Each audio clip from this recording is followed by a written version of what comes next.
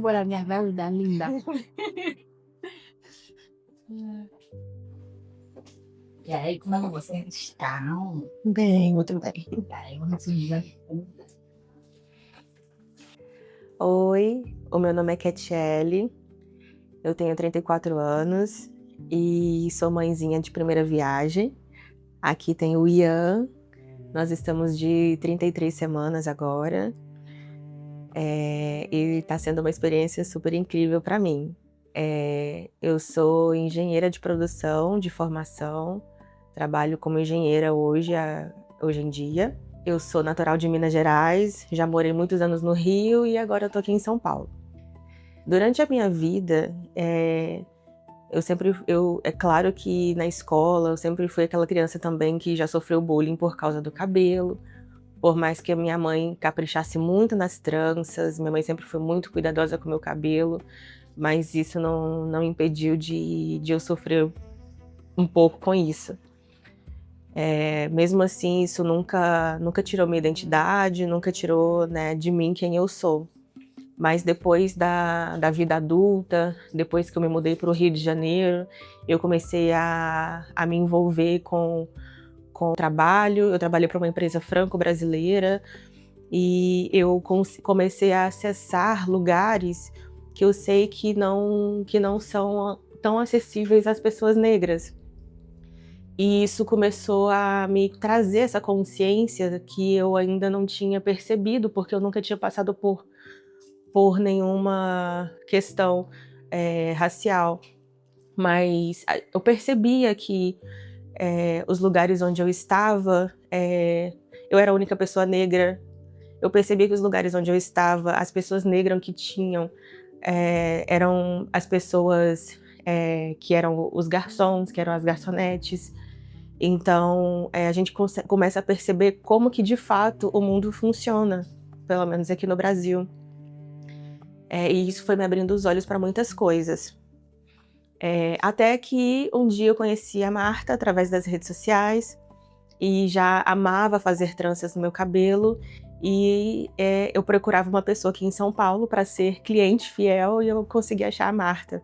E foi uma bênção na minha vida. A gente sempre teve conversas muito profundas assim sobre cultura, sobre as diferenças culturais, sobre experiências, e isso sempre me chamou muita atenção na Marta.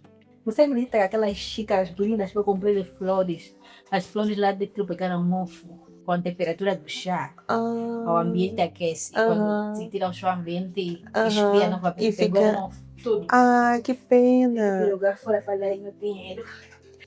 Eu gosto muito de chás, mas normalmente quando eu sempre tô no trabalho, então sempre tem que ser aquelas xícaras térmicas mesmo, sabe? Meio sem graça, mas com tampa e tudo mais.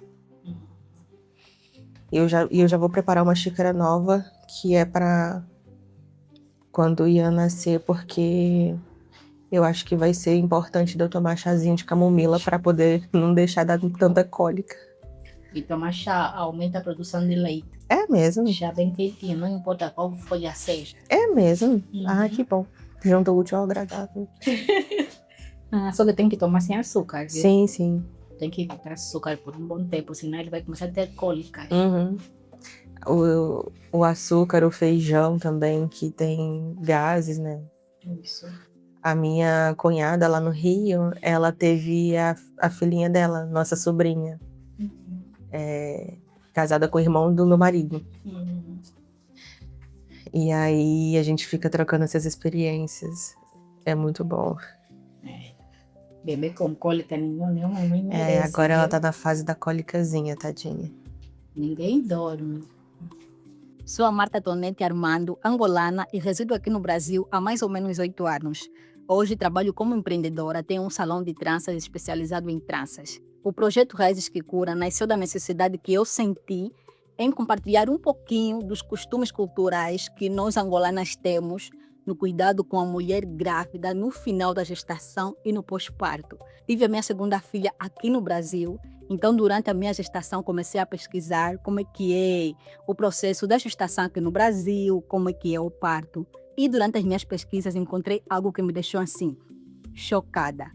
Chocada e triste ao mesmo tempo, porque é uma realidade totalmente diferente do meu país. Muitas mulheres saem de casa felizes que vão gerar uma nova vida, mas quando chegam no hospital enfrentam o preconceito com o cabelo das mulheres pretas, com as tranças especificamente. Em Angola, todas as mulheres grávidas passam por um processo de autocuidado que é para estarem prontas e com autoestima lá em cima na fase do pós-parto, que é algo, infelizmente, que aqui no Brasil muitas mulheres pretas não conseguem ter essa oportunidade pelo nível elevado de racismo que existe no país.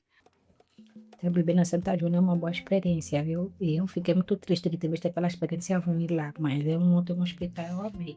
Mas assim, eu tentei não ficar levando pro coração essas coisas, não generalizar. Meu marido também, ele tá bem tranquilo, apesar de que ele sofre mais racismo do que eu, talvez até por ser homem, né? Porque ele andando sozinho de carro, a polícia para ele, aí ele tem que apresentar a identidade funcional militar dele para poder liberar mais rápido, né, para falar.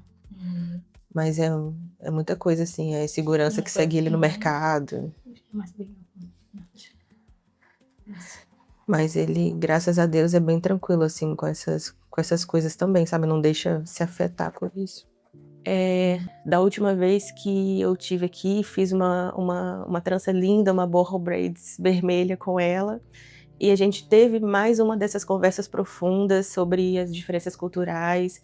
E ela me explicou sobre o projeto lindo que ela estava começando a desenvolver, que chama Raízes que Curam.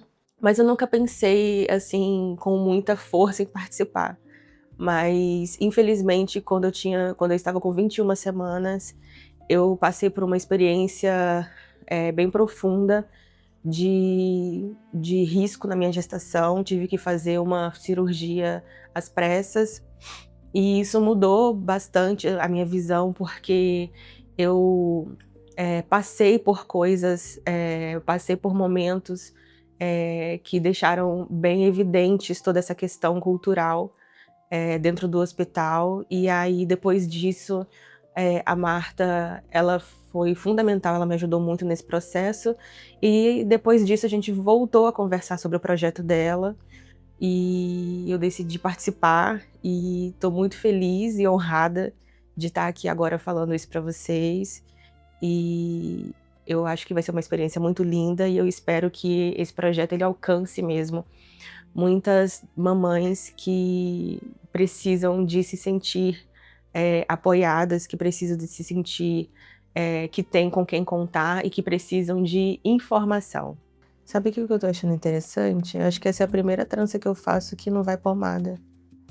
E essa não precisa. Me lembra as tranças que minha mãe fazia no meu cabelo, quando eu sentava no chão e vinha a minha mãe e a minha avó fazer as trancinhas. Era só com o meu cabelo, mas era assim, aí era bom que durava bastante. E depois, para desmanchar, vinha com um palitinho de dente. Quem nunca, né? Eu mesma fugia para não trançar o meu cabelo, porque quando a mãe te colocava no meio das pernas para trançar o teu cabelo, você não conseguia fugir de jeito nenhum. Então dá para ver como a ancestralidade africana da população preta brasileira ainda está muito conectada com os países africanos. Às vezes eu paro um segundinho ou dois assim, criando forças para poder furar o dedo, sentir a picadinha. Eu acho que o maior sofrimento foi ter que comer comidas integrais, sabe? Arroz integral, tudo integral, comida sem sabor. Sei. Eu acho que até eu não sofri muito com isso, não. Porque no hospital me dava uma comida até com tempero ok. Não...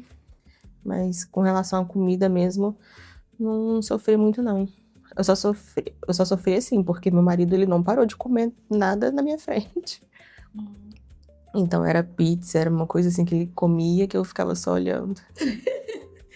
Aí você tem que ver. E nesse momento das tranças, não conversamos só de tranças, conversamos sobre muita coisa. Trocamos ideias sobre maternidade, sobre produção de leite, sobre um pouco da nossa cultura angolana. Falamos de quase tudo. Keila, outra coisa da nossa cultura, o homem quando quer namorar uma mulher, nós chamamos de bater a porta.